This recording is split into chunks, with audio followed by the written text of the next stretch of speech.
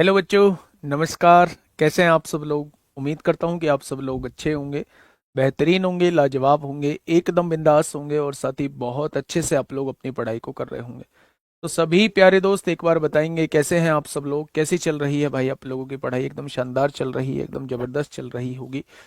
चलिए, महेंद्र, सरोज, कीर्ति, लक्ष्मी पाल, सुशांता, धीबर, रामाशीष मौर्य, हाँ, राजीव शुक्ला, मनीष देशमुख, मोहित गुप्ता, नैना कुमारी, योगेश पाल, मनीष प्रजापति, ज्योति कुमारी, कुंदन यादव, नाजिया चौधरी, राजेश कुमार यादव, निट, रितिका शर्मा, सरिता, अंकुर पाल, आरती, अमन पंडित, निशा मेहंदी, चेतन सिंह, युवराज गुप्ता, रविंदर, दिव्या पाल, लल्लन, विशाल, सिद्धांत, नीतीश कुमार, आकाश शुक्ला, सभी का स्वागत है आपके अपने प्यारे से परिवार रोजगार विदंकित में। प्यारे दोस्त, आज हमारी 9वीं क्लास है परसेंटेज की। धीरे धीरे हम लोग आगे बढ़ रहे हैं, एक एक चीज को समझते हुए मेरे प्यारे दोस्त चल रहे हैं। और कल हमने जो चुनाव के क्वेश्चन किए थे, इलेक्शन के क्वेश्चन किए थे, उसके बाद हम लोगों ने सेल्समैन के कुछ क्वेश्चंस किए थे, उसके बाद जो है हम लोगों ने ताजे फल और सूखे फल वाले कॉन्सेप्ट को मेरे भाई समझा था। आज जो हम लोग शुरुआत करने वाले हैं वो वैन आरेख के क्वेश्चन से शुरुआत करने वाले हैं। वैन आरेख के क्वेश्चंस को हम लोग कैसे करते हैं, सारी चीजों पे मेरे भाई हम लोग आज बात करेंगे। ठीक है, तो हेडिंग बनाइए मेरे प्यारे दोस्त। वैन आरेख, वैन आरेख के क्वेश्चंस की पहचान कैसे होती है, पहले उस पहचान को सुनिएगा। टॉपिक का नाम होगा वैन डायग्राम। वैन डायग्राम ये आपको रीजनिंग में भी पढ़ाया जाता है और मैथ में मेरे प्यारे दोस्त परसेंटेज में भी यहां से क्वेश्चन बनते हैं। जैसे अगर मैं आपसे कहूं कि एक व्यक्ति है, एक व्यक्ति है, मतलब एक व्यक्ति नहीं है, एक गांव में कुछ लोगों को, मतलब मैं कहूं कि 52% लोगों को चाय पसंद है। मैंने कहा 52% लोगों को चाय पसंद है। और कॉफी जो पसंद है वो 48% लोगों को कॉफी पसंद है। मैंने कहा 52% लोगों को चाय पसंद है और 50% लोगों को कॉफी पसंद है। 50% लोगों को कॉफी पसंद है मेरे भाई। अगर मैं आपसे ये कहूं कि ये क्या है, तो ये पूरा सर्किल जो डिनोट करता है ये उन लोगों के प्रतिशत को डिनोट करता है जिन्हें जिन्हें चाय पसंद है। केवल चाय नहीं, जिन्हें चाय पसंद है, हो सकता है उन्हें कॉफी भी पसंद हो। ये पूरा सर्किल उन लोगों को डिनोट करता है, ये पूरा सर्किल उन लोगों को डिनोट करता है जिन्हें कॉफी भी पसंद है, कॉफी पसंद है। हो सकता है इन्हें चाय भी पसंद हो मेरे भाई। लेकिन जब मैं बात करता हूं उन लोगों का प्रतिशत बताइए जिन्हें केवल चाय पसंद है, तो ये वाली वैल्यू जो होती है ये केवल चाय को पसंद करने वालों की वैल्यू होती है। यानी चाय पसंद करने वालों में से दोनों को पसंद करने वाले को घटा देंगे तो केवल चाय को पसंद करने वाले लोग आ जाएंगे। अगर मैं आप लोगों से कहूं केवल कॉफी पसंद करने वाले लोगों का फिगर कौन सी है, तो ये जो है केवल कॉफी को पसंद करने वाले लोगों की फिगर है। यानी कि कॉफी पसंद करने वाले लोगों में से दोनों लोगों को घटा दूंगा जिनको दोनों चीजें पसंद है, तो केवल कॉफी पसंद करने वाले लोग आ जाएंगे। ठीक है, ये जो मेरे प्यारे दोस्त, ये जो बीच में आप लोगों को दिख रहा है, ये मेरे प्यारे दोस्त दोनों पसंद करने वाले लोग होते हैं। ऐसे लोग जिन्हें चाय और कॉफी दोनों पसंद हैं, ये उन लोगों की संख्या को रिप्रेजेंट कर रहा होता है, ये उन लोगों की संख्या को रिप्रेजेंट कर रहा होता है मेरे प्यारे दोस्त। तो उम्मीद है ये चीज आपको समझ में आई होगी। मैं ये बताने की कोशिश कर रहा हूं, ये सर्किल जो होगा ये चाय पसंद करने वालों का सर्किल होगा। ये पूरा सर्किल जो होगा ये कॉफी पसंद करने वालों का पूरा सर्किल होगा। ये जो बीच में कॉमन पार्ट है ये चाय और कॉफी दोनों को पसंद करने वालों का सर्किल एरिया होगा। ये जो येलो कलर में आप लोगों को दिख रहा है ये ओनली चाय को पसंद करने वाले लोगों का फिगर होगी। और ये ग्रीन कलर में जो आपको दिख रहा है ये ओनली कॉफी को पसंद करने वालों की फिगर होगी मेरे भाई। ठीक है, ठीक है। तो मैं एक क्वेश्चन के थ्रू आप लोगों को चीजें समझाने की कोशिश करूंगा मेरे प्यारे दोस्त। अगर मैं बात करता हूं तो टाइप 11 में पहला क्वेश्चन आप लोगों के सामने है जो सीपीओ 2018 में आप लोगों से पूछा गया है। आज कुछ एएलपी के भी क्वेश्चन लेके आया हूं, जहां कल प्यारे दोस्त एएलपी की आप लोगों की आंसर की आई है, रिलीज हुई है, तो उसके भी कुछ क्वेश्चंस आप लोगों के सामने लेके आया हूं, देखना ध्यान से। एक परीक्षा में 54% उम्मीदवार विज्ञान में पास हुए हैं, यानी 54% लोग विज्ञान में यानी साइंस में पास हुए हैं। 42% जो है वो गणित में फेल हुए हैं। कितने हुए हैं? गणित में फेल हुए हैं। और 32% दोनों में फेल हुए हैं। 32% दोनों में फेल हुए हैं। तो उसने आपसे पूछा है तो दोनों विषयों में कितने प्रतिशत छात्र पास हुए, वो आप लोगों से मेरे प्यारे दोस्त ये पूछना चाह रहा है। ऐसे क्वेश्चन में आप सबसे पहले ये देखेंगे कि दोनों चीजों में कितने परसेंट लोग इन्वॉल्व हैं। तो आपसे कहा है दोनों विषयों में फेल वाला दिखा हुआ है।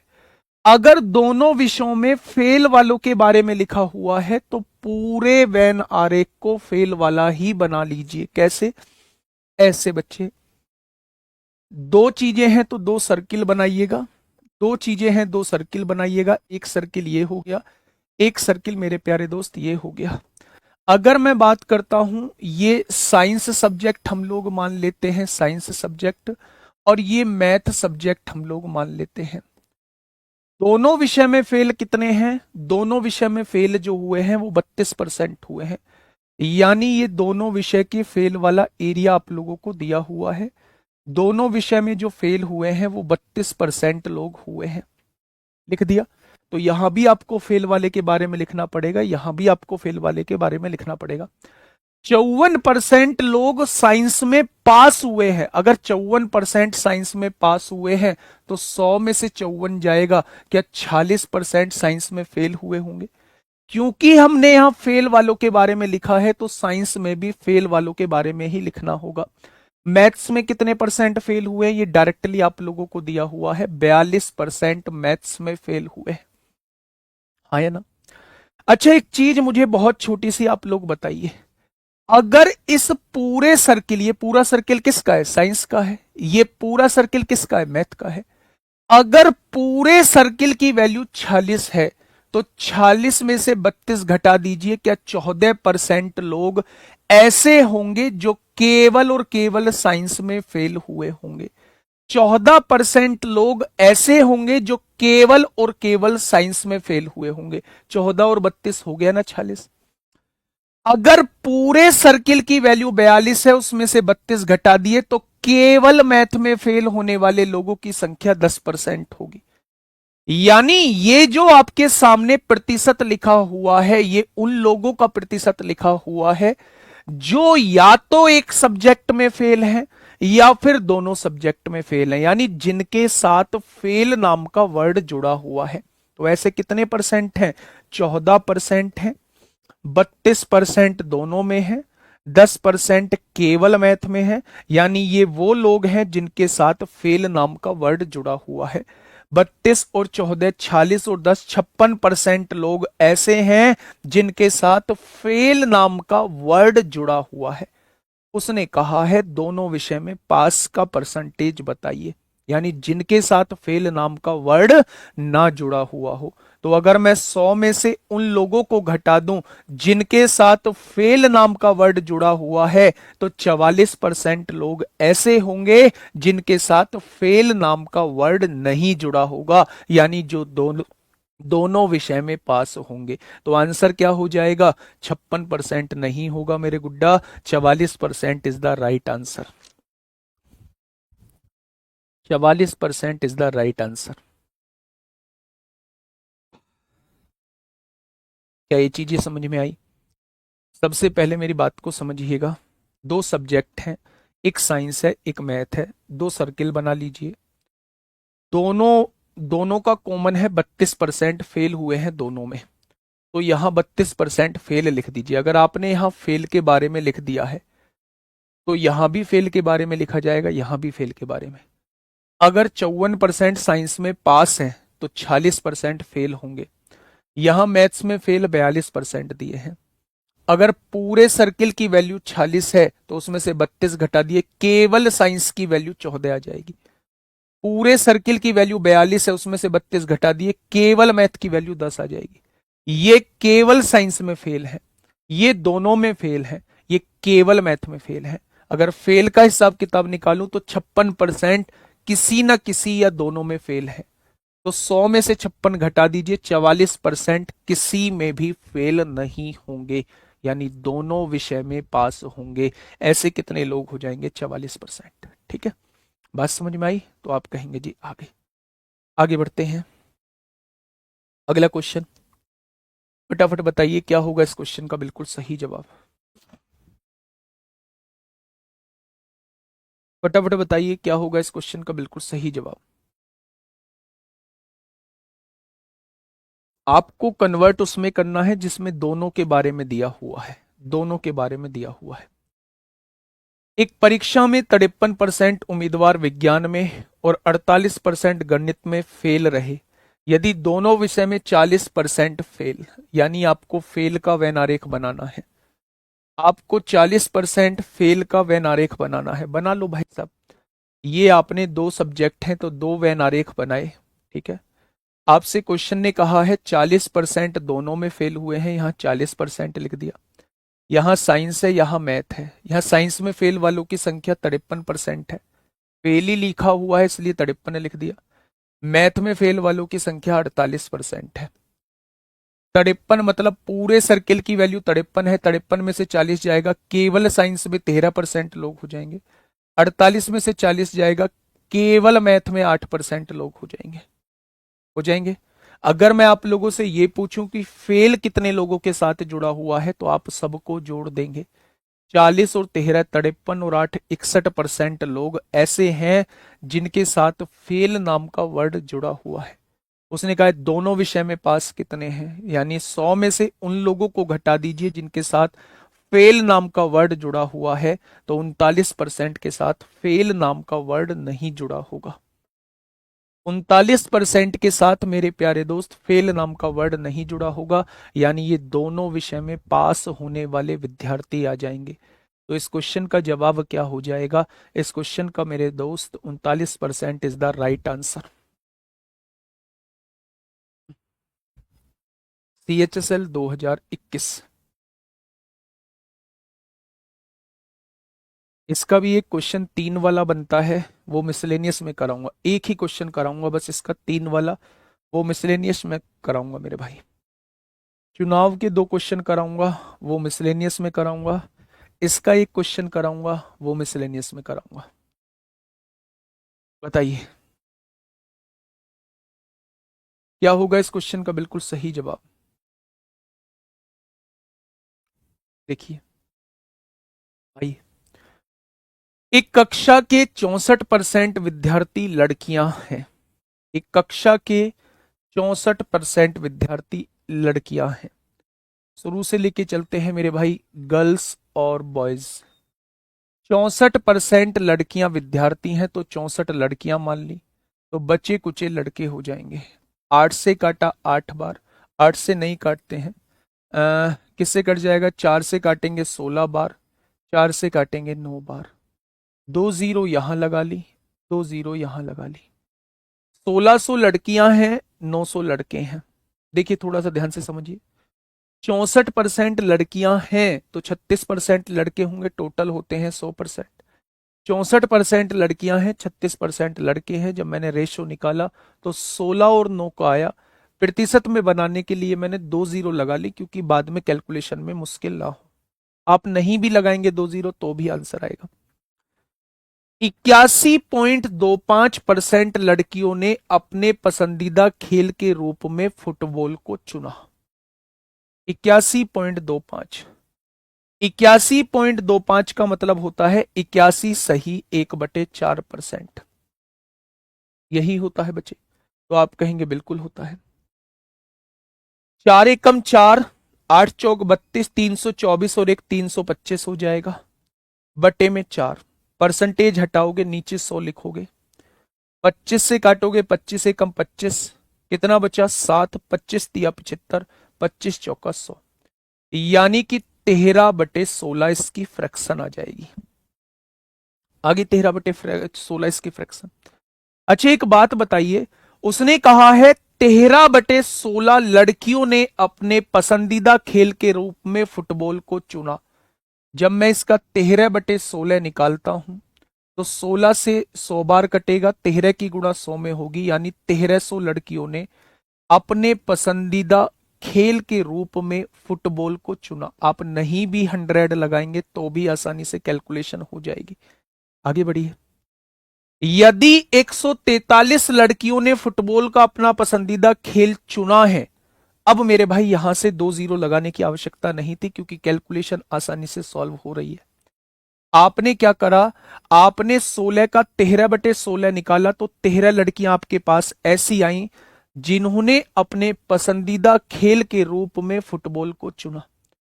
क्वेश्चन ने कहा है 143 लड़कियों ने फुटबॉल को अपना पसंदीदा खेल चुना। क्या 13 की वैल्यू 143 दी है तो एक की वैल्यू कितनी हो जाएगी, 11 हो जाएगी। भाई 13 से काटा, 13 एकम 13, 13 एकम 13। उसने कहा है कक्षा में विद्यार्थियों की कुल संख्या कितनी है, 16 लड़कियां थी 9 लड़के थे। क्या वो 25 की वैल्यू पूछना चाह रहा है? अगर एक की वैल्यू 11 है तो 25 की वैल्यू कितनी हो जाएगी वो आप लोगों से ये पूछना चाह रहा है। तो 11 पंजे 55 को 5 हासिल लगे 5, 11 दूनी 22 और 5 27 हो जाएंगे। यानी कक्षा के अंदर टोटल विद्यार्थियों की संख्या कितनी आ जाएगी, तो आप कहेंगे 275। 275 आ जाएगी। ठीक है भाई, दोबारा से समझिए। 64% लड़कियां हैं, आपने कहा जी बिल्कुल ठीक है। 36% लड़के हैं, आपने कहा बिल्कुल ठीक है। जितनी लड़कियां थी उसका 13/16, 13/16 कहां से आया, इसको फ्रैक्शन में बदल दिया, ये बदल दिया भाई साहब। फ्रैक्शन में बनाने के लिए परसेंटेज हटानी होती है, नीचे 100 लिखना होता है। मतलब इसका 13/16 निकालेंगे तो 13 लड़कियों ने अपने पसंदीदा खेल के रूप में फुटबॉल को चुना। क्वेश्चन ने कहा है 143 लड़कियों ने फुटबॉल को चुना। ठीक है, तो एक पार्ट की वैल्यू 13 एकम 13, 13 एकम 13 हो जाएगा। अब क्वेश्चन ने कहा है भाई साहब दोनों को मिला के टोटल विद्यार्थियों की संख्या बताइए, यानी वो 25 पार्ट की वैल्यू पूछना चाह रहा है। तो आंसर कितना हो जाएगा, 275। बॉय कहां से आया बेटा, टोटल 100% लोग होते हैं। अगर मैं आपसे कहूं कि 60% लड़कियां हैं तो बची कुचे लड़के ही होंगे। ये तो कॉमन सेंस मेरे भाई होना चाहिए। अगर 64% लड़कियां बोला है तो 36% लड़के ही होंगे। ठीक है, नेक्स्ट क्वेश्चन। ये बीच में जो है वेनारिक से अलग क्वेश्चन आ गया था, ये आ गया आपके सामने अगला वेन डायग्राम का फिर से क्वेश्चन। समझिए क्या कहना चाह रहा है मेरे भाई क्वेश्चन। एक परीक्षा में 45% विद्यार्थी इतिहास में यानी हिस्ट्री में और 60% विद्यार्थी हिंदी में पास हुए। 45% हिस्ट्री में पास हुए हैं और 60% विद्यार्थी हिंदी में पास हुए हैं।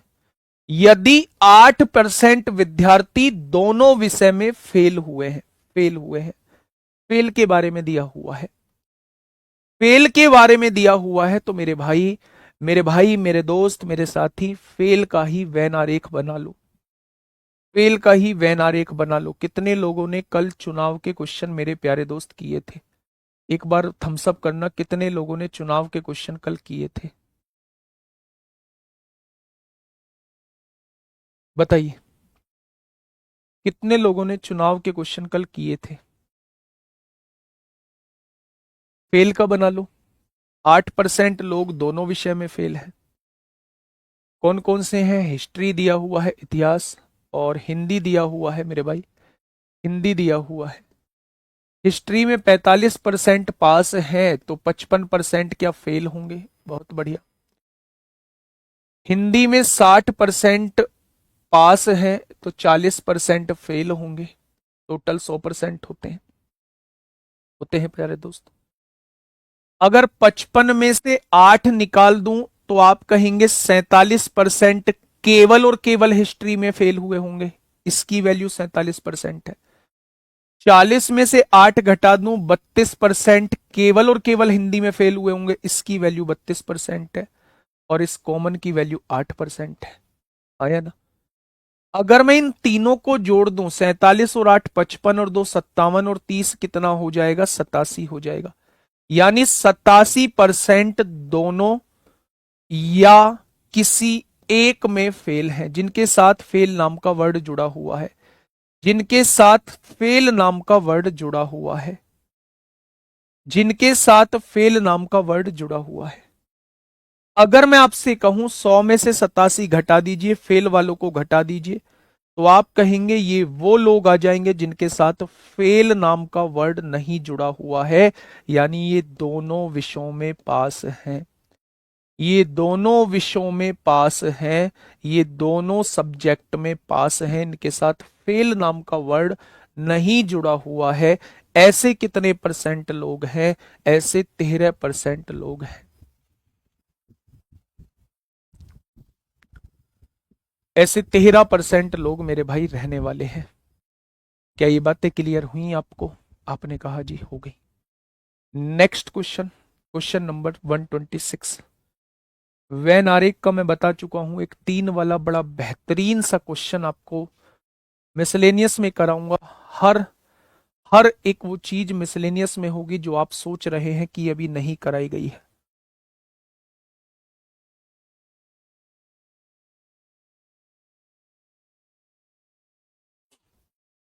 बताइए।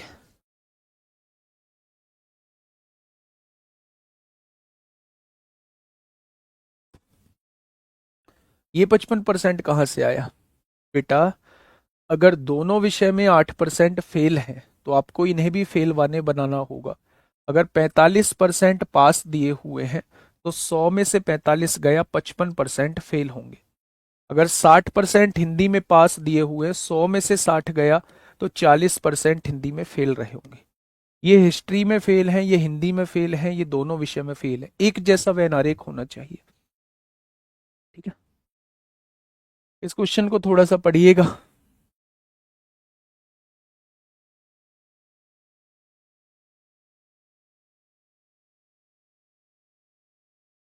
फटाफट बताइए। क्वेश्चन ने कहा है एक भर्ती परीक्षा में उम्मीदवारों से सामान्य ज्ञान और मात्रात्मक तकनीक यानी क्वांटिटेटिव एप्टीट्यूड के लिए परीक्षा ली गई, क्वांटिटेटिव टेक्निक के लिए परीक्षा ली गई। दोनों में असफल रहे और ये दोनों, ये 54% जो है ये जनरल एप्टीट्यूड में असफल रहे, 45% जो है ये क्वांटिटेटिव टेक्निक में असफल रहे और 16% दोनों में असफल रहे। असफल वालों का वैन आरेख बना लो। असफल वालों का वैन आरेख प्यारे दोस्त बना लो। असफल वालों का ये बन चुका है, असफल वालों का वैन आरेख बन चुका है।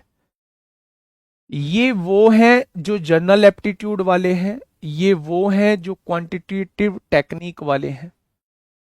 जनरल एप्टीट्यूड में 54% लोग असफल रहे हैं और क्वांटिटेटिव टेक्निक में 45% लोग असफल रहे हैं और दोनों में 16% लोग असफल रहे हैं। क्या तीनों ही असफल वाले हैं मेरे भाई? अगर मैं आपसे पूछूं 54 में से 16 जाएगा, 14 में से 6 गया 8, 38% लोग केवल जीए में असफल रहे होंगे। 45 में से 16 जाएगा, 15 में से 6 गया 9, 3 में 29% लोग केवल क्यूटी में असफल रहे होंगे। अब उसने कहा है तो यदि 136 उम्मीदवार दोनों में पास हुए, अगर मैं आपसे फेल वालों की संख्या पूछूं तो 38 और 16 54 और 9 कितना हो जाएगा? 54 और 9 63 और 20 83% किसी ना किसी में असफल हैं। तो 17% किसी में भी असफल नहीं होंगे, यानी दोनों में पास होंगे। 17% किसी में भी असफल नहीं होंगे। भाई 100 में से 83% लोग किसी ना किसी में असफल है, तो 100 में से 83 गया तो 17% लोग किसी में भी असफल नहीं होंगे। उसने कहा है कि 136 लोग दोनों विषय में पास हैं, तो 17 की वैल्यू 136 दी है, तो एक की वैल्यू कितनी हो जाएगी? 17 अट्ठे 136 हो जाएगी। तो 100 की वैल्यू कितनी, यानी टोटल विद्यार्थियों का अगर आपसे पूछा जाता है तो वो 800 हो जाएंगे।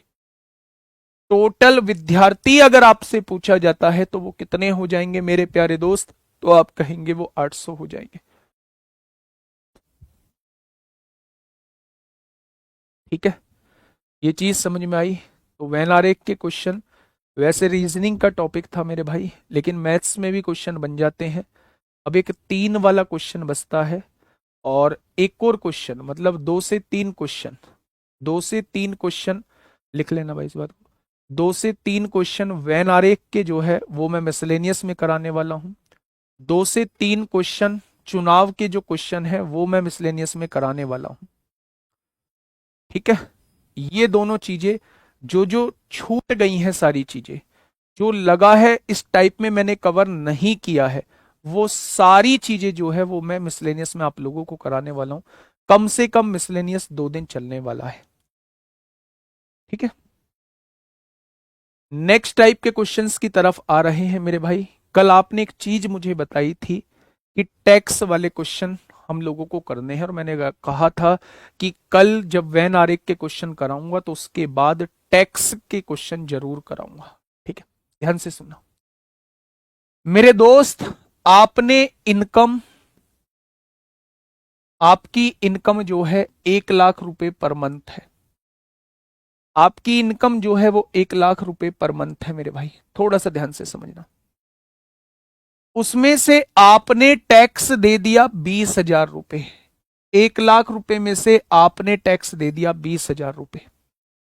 तो 20,000 टैक्स देने के बाद जो आपके पास बची इनकम, उसी को नेट इनकम कहा जाता है। उसी को नेट इनकम या शुद्ध आय बोला जाता है। शुद्ध आय बोला जाता है, या शुद्ध आय जो है वो 80,000 बच जाएगी। यानी कि इनकम जो होती है वो नेट इनकम प्लस टैक्स के बराबर होती है। यदि अगले महीने भी आपने इनकम 1 लाख रुपए कमाया पैसा, और आपको अब टैक्स के रूप में 30,000 रुपए देने पड़ रहे हैं, तो आपकी नेट इनकम 70,000 रुपए हो जाएगी। यानी मेरे भाई अगर टैक्स बढ़ता है तो आपके हाथ में आने वाला पैसा घट जाएगा, और टैक्स अगर घटता है तो आपके हाथ में आने वाला पैसा बढ़ जाएगा। ये होता कब है? ये मेरे भाई तब होता है जब इनकम को फिक्स रखा जाता है। बस आप यहां से एक चीज समझेंगे कि इनकम जो होती है ना, हमारी जो इनकम है, कि मेरे दोस्त नेट इनकम प्लस टैक्स के बराबर होती है। नेट इनकम प्लस टैक्स के बराबर होती है। लेवल, क्वेश्चन पेपर को देख के लेवल देख के दिमाग खराब होगा ही नहीं, ये मेरे वर्ड रिकॉर्ड कर लो, कभी नहीं होगा। आप अपने आप को हमेशा उस पेपर से ऊपर ही पाओगे, लेकिन उसके लिए मेरी भी कुछ शर्तें हैं। एक तो आपको लगातार क्लास करनी होगी, एक आपको हर एक क्लास बहुत अच्छे से करनी होगी। अगर आप बहुत अच्छे से एक एक क्लास करके जाते हैं तो मैं वादा करता हूं आप लोगों से, ऑनलाइन आपसे बोल रहा हूं, कि आपको पेपर को देख के मूड खराब होगा ही नहीं, मजा आएगा पेपर को देख के कि सारी चीजें हमसे आती हैं। हर एक चीज की गारंटी लेता हूं, कैलकुलेशन में भी आपको जरा सी भी दिक्कत नहीं आएगी। ठीक है, क्या ये चीज समझ में आई? चलिए, पहला क्वेश्चन आप लोगों के सामने, टैक्स से रिलेटेड पहला क्वेश्चन मेरे प्यारे दोस्त आप लोगों के सामने है। बस क्वेश्चन को थोड़ा सा पढ़िएगा, क्वेश्चन को थोड़ा सा पढ़िएगा, इसके बाद हम लोग आगे बात करेंगे। क्वेश्चन को थोड़ा सा पढ़िएगा मेरे दोस्त।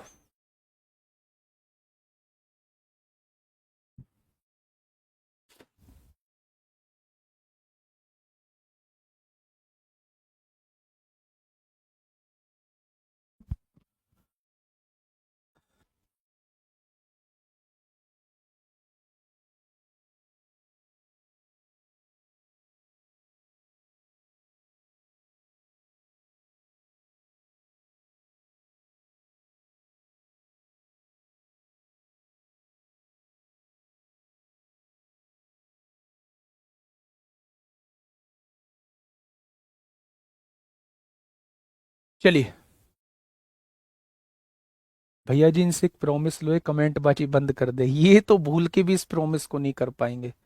इनके गर्दन पे अगर चाकू भी रख दूंगा ना, तो ये भूल के भी इस प्रॉमिस को नहीं कर पाएंगे कि हम कमेंट नहीं करेंगे। पता नहीं कमेंट करने से मजा कौन सा आता है। आइए देखिए क्या कहना चाह रहा है।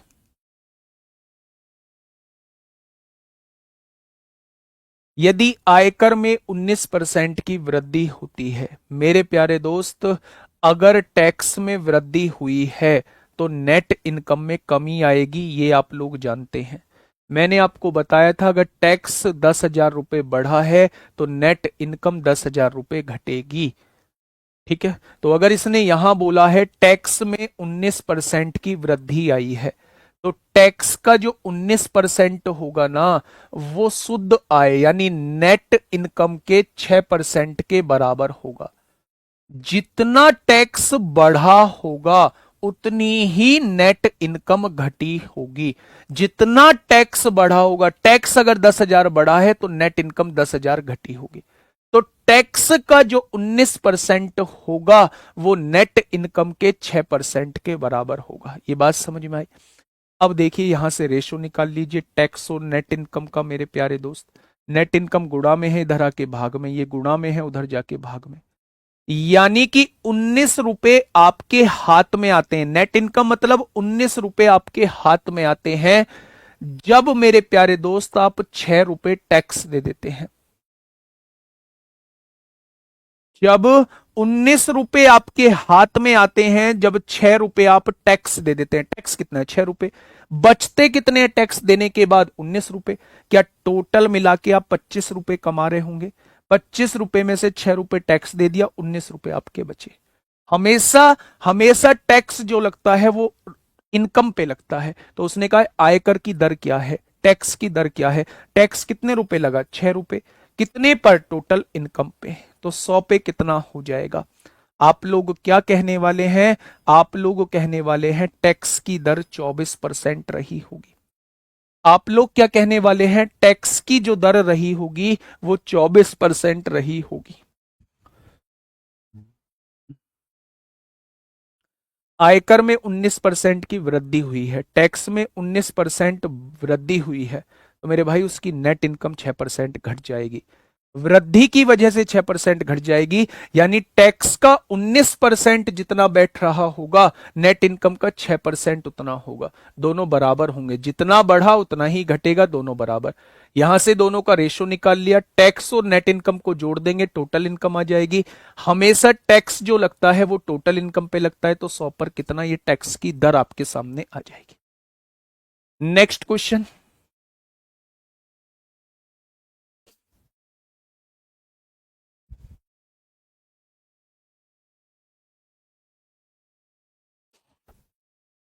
सर मेरी मैथ्स बहुत वीक है। गुड़िया आपकी पता नहीं क्या क्या वीक लग रहा है मुझे। आपने लिखा है सर मेरी मैथ्स बाबुत वीक ही, मैथ्स की वजह से मेरा सिलेक्शन, SALEKSAN सिलेक्शन रुक जाता है। प्लीज सर हम क्या करें? बेटा पढ़ाई करो, पढ़ाई करो।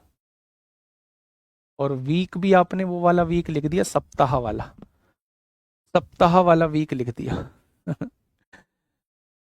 पढ़ाई करो गुड़िया, पढ़ाई, है ना। नाम नहीं लिया है तो बुरा नहीं मानना है, किसी को नहीं पता कि किसने मैसेज किया है। ठीक है, तो इसमें बुरा मानने वाली कोई जरूरत ही नहीं है। बताइए क्या कहना चाह रहा है क्वेश्चन। यदि आयकर में 17% की वृद्धि होती है, टैक्स में 17% की वृद्धि, यानी टैक्स का जो 17% होगा, टैक्स में अगर 17% की वृद्धि हुई है तो नेट इनकम घटी होगी। शुद्ध आय में 3% की कमी होती है। जितना टैक्स बढ़ा उतना ही नेट इनकम घट गई। ठीक है मेरे भाई। तो टैक्स और नेट इनकम में रेशो निकालूं तो कितना आएगा? 3/17। 3 रुपए टैक्स देने के बाद नेट इनकम 17 बची, तो टोटल 20 रुपए कमाए होंगे। तो आयकर की दर पूछना चाह रहा है, तो भाई साहब 3 रुपए का टैक्स लगता है। 3 रुपए का टैक्स लगता है, कितने रुपए पर? टोटल 20 रुपए पर। तो 100 पर कितना हो जाएगा? तो आप क्या कहने वाले हैं? आप कहने वाले हैं 15% टैक्स की रेट हो जाएगी। 15% जो है वो टैक्स की रेट हो जाएगी। ये चीज समझ में आ गई क्या? तो आप कहेंगे जी आ गई। नेक्स्ट क्वेश्चन, फटाफट बताइए। Question number 129। Question number 129।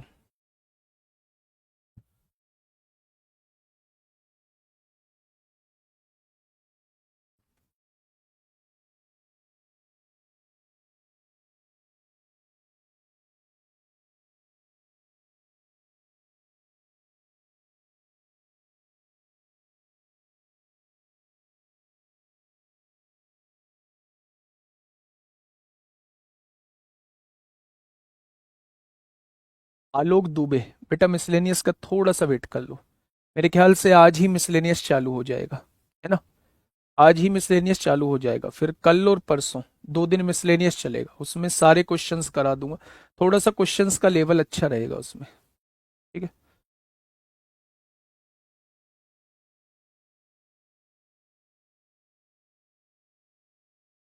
देखिए, एक व्यक्ति को अपनी आय पर 20% टैक्स देना पड़ता है। यदि आय 25% से बढ़ जाए तो टैक्स दर 140% हो जाती है। तो ज्ञात कीजिए टैक्स के रूप में वसूल की गई राशि में कितने प्रतिशत की वृद्धि हो जाएगी? पढ़िएगा क्वेश्चन। एक व्यक्ति को अपनी आय पर 20% टैक्स देना पड़ता है। मैंने उसकी इनकम कितनी मान ली? एक व्यक्ति की इनकम मैंने मान ली 100 रुपए। तो उस व्यक्ति को टैक्स कितना देना पड़ता है? तो आप कहेंगे टैक्स जो है वो 20 रुपए देना पड़ता है।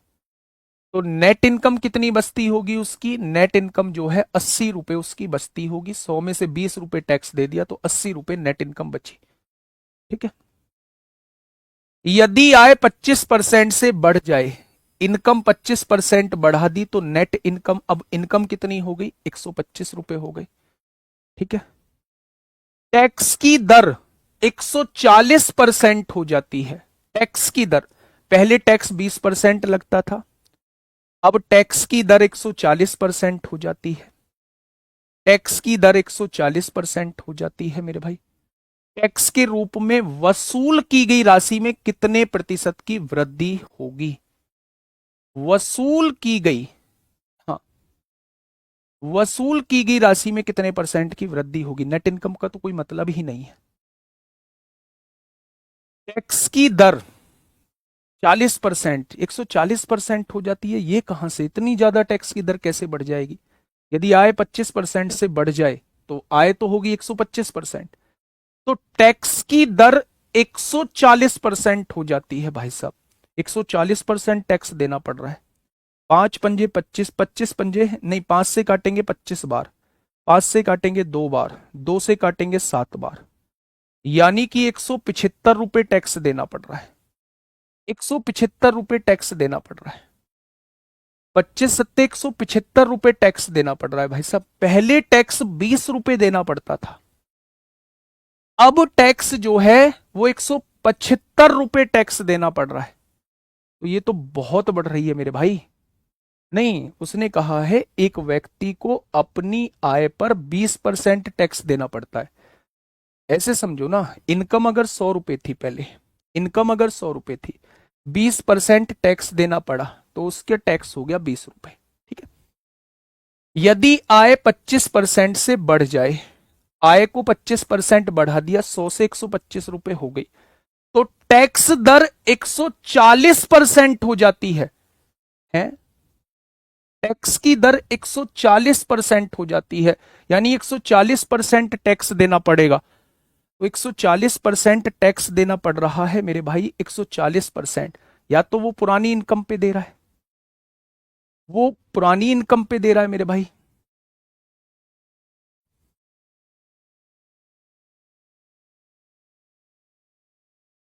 नहीं, खेत बेचकर नहीं, ऐसा नहीं है।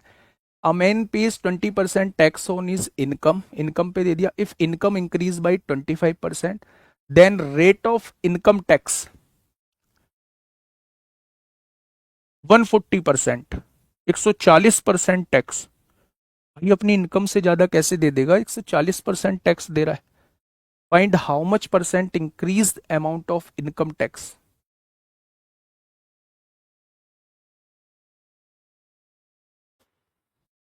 आपके दिमाग में आ रहा है कुछ?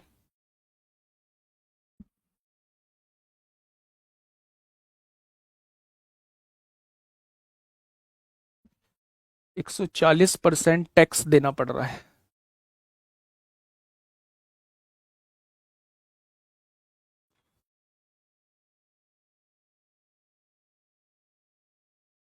हाँ, कुछ क्वेश्चन में गड़बड़ी सी लग रही है, लैंग्वेज समझ में नहीं आ रही है। नहीं, 20 का क्यों निकालेंगे भाई, एक बात तो बताओ। टैक्स दर 140% हो जाती है। अच्छा, 20% टैक्स देना पड़ता है, 140% हो जाती है। 140% हो जाती है टैक्स की दर, तो आप कहेंगे 28% हो जाती है। 28% हो जाती है। यदि 125 रुपये हमारी इनकम है, 28% हमें टैक्स देना है, तो हमें कितना देना होगा? 25 पंजे 125, 25 चौका 100, 4 सत्ते 28, यानी 35 रुपये हमें टैक्स देना होगा। हाँ, ये देखो क्वेश्चन में, देखो यहाँ थोड़ा सा चेंज कर लो। उसने ये कहा है एक व्यक्ति को अपनी आय पर 20% टैक्स देना पड़ता है। यदि आय 25% से बढ़ जाए तो पहले की टैक्स दर पहले की 140% हो जाती है। यहां ये पहले की लिख लेना। टैक्स दर पहले की 140% मेरे भाई हो जाती है। आप समझ पा रहे हैं क्या?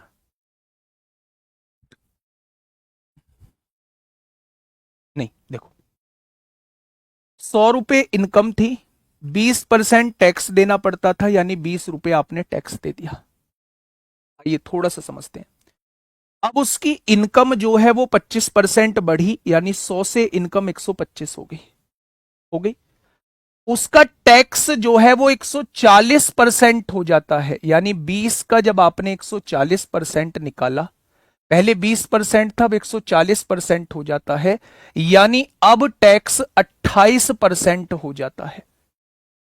पहले टैक्स कितना था? 20% था। अब टैक्स 140% हो जाता है। आप 28 मत लिख देना यहां। 8 बढ़ी किससे? 20 से, तो 100 से कितना? 40%। आंसर लगा दो। 40% ऑप्शन में भी नहीं है। नहीं, ये मेरे भाई पहले वाले प्रतिशत का 140% हो जाती है। पहले वाले प्रतिशत का 140%, तो पहले वाली 20% थी, इसका 140% हो जाती है, यानी अब 28% हो जाती है। अगर इनकम 125 रुपए है और 28% मुझे टैक्स देना है, तो कितने रुपए टैक्स देना होगा? 25 पंजे 125, 25 चौका 100, 4 सत्ते 28। क्या 35 रुपए टैक्स देना होगा? क्या 35 रुपए टैक्स देना होगा? तो आप कहेंगे जी बिल्कुल टैक्स देना होगा। अब उसने कहा है टैक्स के रूप में वसूल की गई राशि में कितने प्रतिशत की वृद्धि होगी? पहले 20 रुपए टैक्स था, अब 35 रुपए टैक्स वसूल किया जा रहा है। कितने रुपए की वृद्धि है? तो आप कहेंगे 15 रुपए की वृद्धि है। किससे वृद्धि है? तो आप कहेंगे 20 से वृद्धि है, तो 100 से कितना हो जाएगा? तो आप कहने वाले हैं टैक्स में जो वृद्धि हो जाएगी वो 75% की वृद्धि हो जाएगी। टैक्स में जो वृद्धि हो जाएगी वो 75% की हो जाएगी। आप समझिए, इससे पूरा क्लियर हो जाएगा। पहले की 140% हो जाती है। हाँ, बढ़ा हुआ ही मैंने बताया है। 15 बढ़ा टैक्स, किससे बढ़ा? 20 से बढ़ा, तो 100 से कितना? 75% टैक्स में वृद्धि हो जाएगी।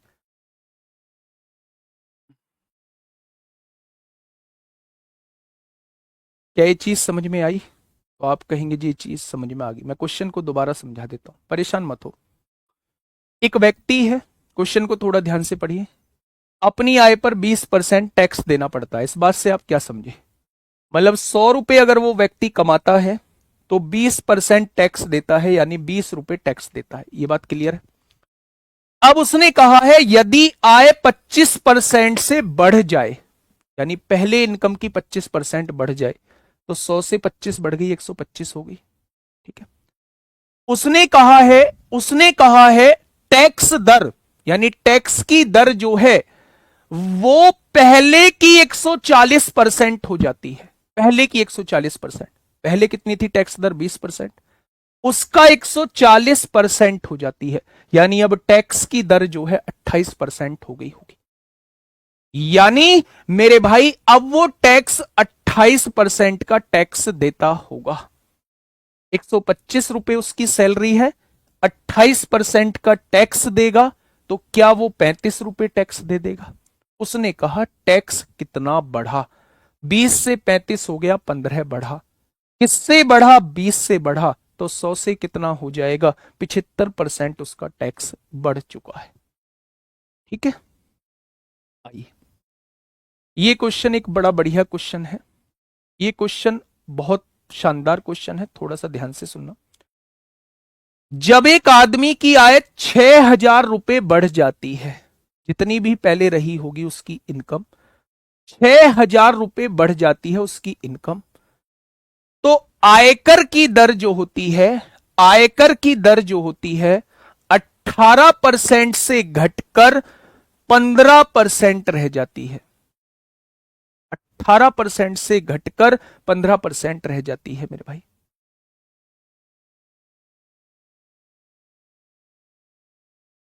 जब इनकम 6,000 बढ़ी, यानी पहले वो कितने भी रुपए कमाता था, ए कमाता था, अब 6,000 रुपए इनकम बढ़ गई है, तो क्या वो अब ए प्लस 6,000 रुपए कमाता है?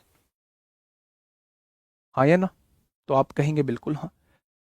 आयकर की दर, टैक्स की दर 18% से घटकर 15% रह जाती है। बहुत बढ़िया। जब दोनों ही परिस्थितियों में 25% आयकर मुक्त है, यानी 25% पर हमें कोई टैक्स नहीं देना होता, दोनों ही परिस्थितियों में वह समान आयकर चुकाता है, यानी टैक्स भी बराबर देता है, तो उसकी आरंभिक आय ज्ञात कीजिए। आरंभिक आय ज्ञात कीजिए। बच्चे बहुत प्यार से सुनना, बहुत इंपॉर्टेंट है क्वेश्चन, पूछे जाते हैं ऐसे क्वेश्चन। देखिए थोड़ा सा ध्यान से समझिएगा। मेरी इनकम पहले ए थी, अब मेरी इनकम 6,000 बढ़ चुकी है, यानी मेरी इनकम ए प्लस 6,000 हो चुकी है। इस बात में कोई दिक्कत? मेरी इनकम पहले कितनी थी वो मैंने ए रुपए मान ली है, अब मेरी इनकम 6,000 बढ़ चुकी है। 6,000 बढ़ चुकी है तो ए प्लस 6,000 हो चुकी है। ठीक है, दोनों ही केस में 25% पर कोई टैक्स नहीं लगता, यानी कि मैं अपनी इनकम के 75% पर टैक्स देता हूं। पहले भी 75% पर टैक्स देता था, अब भी मेरे भाई 75% पे टैक्स देता हूं। अपनी इनकम का 75% निकाल दूंगा, इस पे टैक्स लगेगा। अपनी इनकम का 75% निकाल दूंगा, इस पे टैक्स लगेगा। पहले 18% टैक्स लगता था, अब 15%, यानी 18% निकाल दूंगा, ये पहले का टैक्स आ जाएगा, और अब 15% निकाल दूंगा, ये अब का टैक्स आ जाएगा। और उसने कहा है दोनों ही परिस्थितियों में टैक्स बराबर है। क्या मैं दोनों को बराबर लिख सकता हूं? क्या मैं दोनों को बराबर लिख सकता हूं? तो आप कहेंगे जी बिल्कुल लिख सकते हो। क्वेश्चन को सोल्व कर दो एक ही लाइन में मेरे भाई। हाँ, 200 से 200 उड़ जाएंगे, 75 से 75 उड़ जाएगा, 3 × 18, 3 × 5 = 15। 6 की गुणा ए में करेंगे 6 आएगा, 5 की गुणा ए में करेंगे 5 आएगा, 6,000 की गुणा 5 में करेंगे 30,000 आ जाएगा। आ जाएगा मेरे भाई? आएगा या नहीं? तो यानी मेरे भाई बहुत बढ़िया, बहुत शानदार।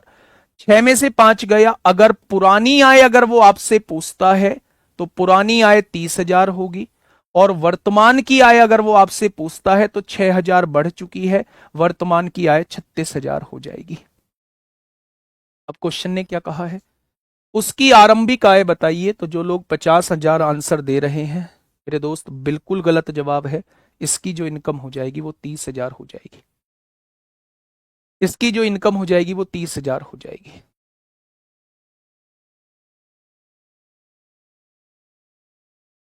बात समझ में आई या नहीं?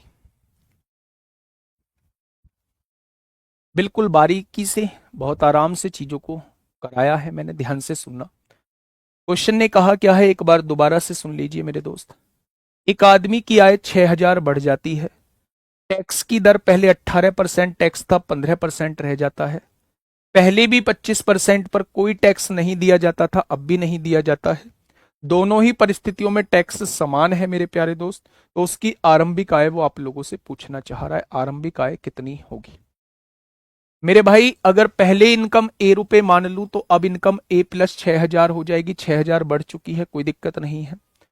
25% आयकर मुक्त है, यानी इस पर कोई टैक्स नहीं लगेगा। तो टैक्स किस पे लगेगा, इनकम के 75% पे। 100 में से 25 गया तो 75% पे टैक्स लगेगा। पहले टैक्स कितना लगता था, इस पर 18% का टैक्स लगता था। अब टैक्स इस पे कितना लगेगा, 15% पे लगेगा। 15% लगेगा। 75/100 से 75/100, 100 से 100, 3×6 = 18, 3×5 = 15, 6 की गुणा ए में 6, 5 की गुणा ए में 5, 5 की गुणा 6,000 में 30,000, 6 में से 5 गया, ए की वैल्यू 30,000। पहली इनकम 30,000, अब की इनकम 36,000। ठीक है। 5 ही कैसे आया बेटा, 5 की गुणा करो ना, ये में 5 है, प्लस 5 की गुणा 6,000 में करो, 30,000 आएगा। ठीक है। नेक्स्ट ऐसा ही क्वेश्चन है, अभी देंगे इसका जवाब। और इसके बाद प्यारे दोस्त हम लोग मिसलेनियस की तरफ बढ़ रहे हैं। इसके बाद हम लोग प्यारे दोस्त मिसलेनियस की तरफ बढ़ रहे हैं। फटाफट मुझे बताइए, मिसलेनियस हम लोग मंडे से स्टार्ट करेंगे। मिसलेनियस हम लोग मंडे से स्टार्ट करेंगे। हर एक टाइप के क्वेश्चंस मैं आप लोगों को करा चुका हूं, बस थोड़ी सी मुझे मिसलेनियस में प्रैक्टिस करानी है। 2 दिन प्रैक्टिस कराऊंगा, 2 दिन मेरे प्यारे दोस्त प्रैक्टिस कराऊंगा। एक और कराओ ऐसा क्वेश्चन, ये रहा आपके सामने एक और क्वेश्चन। ठीक है बेटा, 6,000 अधिक कमा रहा है, टैक्स ज्यादा लगना चाहिए, बिल्कुल मैं आपकी बात से सहमत हूं। लेकिन उसने कहा है दोनों ही केसेस में टैक्स समान है। तो इनकम बढ़ी है तो टैक्स की दर घटानी पड़ेगी, तभी तो दोनों ही केसेस में इनकम समान और टैक्स समान होगा। ठीक है। देखिए, एक आदमी, हाँ, एक आदमी की आय 28,800 रुपए है। अब उसकी आय बढ़ जाती है तो आयकर की दर 12% से घटकर 10,000 रह जाती है। पहले इनकम कितनी थी, 28,800। अब उसकी इनकम जो है वो बढ़ जाती है, मैंने मान ली उसकी इनकम ए रुपए बढ़ गई। अब उसकी इनकम इतनी हो गई। पहले उसकी इनकम कितनी थी मेरे भाई, पहले उसकी इनकम 28,800 थी। अब उसकी इनकम कुछ बढ़ जाती है, मुझे नहीं पता कितनी बढ़ जाती है। ठीक है। आयकर की दर 12% से घटकर 10% रह जाती है। पहले 12% टैक्स लगता था, अब मेरे भाई 10% टैक्स लगता है, ऐसा क्वेश्चन ने कहा है। आगे बढ़िएगा। जबकि दोनों ही परिस्थितियों में 30% आयकर मुक्त है। पहले भी 70% पे टैक्स लगता था, 30% पे कोई टैक्स नहीं। अब भी 70% पे ही टैक्स लगता है। बहुत बढ़िया। तथा दोनों ही परिस्थितियों में वह समान आयकर चुकाता है, दोनों ही परिस्थितियों में टैक्स समान दिया हुआ है। हो गया क्वेश्चन का। उसकी आरंभिक आय में कितनी वृद्धि हुई, यानी ए की वैल्यू पूछ रहा है। 70/100 से 70/100, 100 से 100 कट गया, एक जीरो से एक जीरो कट गई। ठीक है। 12 0 0, 12 8 96, कुछ है हासिल 9, 12 8 96, 96 और 9 105 को 5 हासिल 10, 12 दूनी 24 और 10 34। ये प्लस का है, ये प्लस का है 28,800, इधर आके माइनस का हो जाएगा। तो ये ए की वैल्यू आपके सामने आ जाएगी। 0 6, 15 में से 8 गए 7, 13 में से 8 गए 5, 5760। यानी उसकी इनकम में कितने की वृद्धि हुई, तो आप कहेंगे 5760 की। ठीक है। पहले इनकम 28,800 थी, अब उसकी 28,800 में कुछ वृद्धि हो गई। पहले 12% टैक्स लगता था, अब 10% टैक्स लगता है। पहले भी 30% आयकर मुक्त थी, अब भी 30% आयकर मुक्त है। दोनों ही केसेस में समान ब्याज मिलता है। तो मेरे भाई आंसर कितना हो जाएगा, 5760 इस क्वेश्चन का जवाब हो जाएगा। ठीक है। मिसलेनियस की तरफ चल रहे हैं। एक क्वेश्चन मिसलेनियस का तो दे ही देता हूं, ऐसे क्वेश्चन से आपके दर्शन होंगे। सारे वो तमाम तरीके के क्वेश्चन हैं जो आपको परेशान करते हैं, वो सारे कराऊंगा। एक बार थोड़ा सा मैं आइडिया दे देता हूं भाई साहब। ये सारे क्वेश्चन आपको मिलेंगे मिसलेनियस में, मिलेंगे। आरआरबी एएलपी के भी क्वेश्चन लेके आया हूं। ये तो खैर छुटकू क्वेश्चन है, इन्हें तो आप चुटकियों में कर देंगे, एक 15-20 मिनट में सारे करा दूंगा इनको तो। 15-20 मिनट में सारे करा दूंगा एएलपी में आए हुए क्वेश्चंस जो हैं। तो मेरे प्यारे दोस्त, कल से हम लोग जो है वो मिसलेनियस स्टार्ट करेंगे, क्योंकि ये टॉपिक बड़ा इंपॉर्टेंट है, इसलिए मैं थोड़ा सा ज्यादा टाइम भी इसको दे रहा हूं। टैक्स फ्री का मतलब है उस पर कोई टैक्स नहीं लगता, बची हुई इनकम पे टैक्स लगेगा, यानी 70% पे टैक्स लगेगा। ठीक है, तो ये जो है मिसलेनियस आप लोगों का कल चलेगा। नहीं, छुट्टी नहीं है कल की, छुट्टी नहीं है मेरे भाई। 1 घंटे की क्लास, 1.5 घंटे 2 घंटे की क्लास होगी, उसे हम लोग नहीं, कल वैसे भी आपका फाउंडेशन नहीं है तो इसे ही कर लेंगे। 1.5-2 घंटे की कल क्लास करेंगे, कोशिश करेंगे मिसलेनियस पार्ट और एएलपी तक पहुंच जाए। ठीक है मेरे भाई, आज के लिए इतना ही। मिलते हैं कल एक शानदार क्लास के साथ, ठीक 12 बजे, बेहतरीन क्लास के साथ। Okay, tata, bye bye.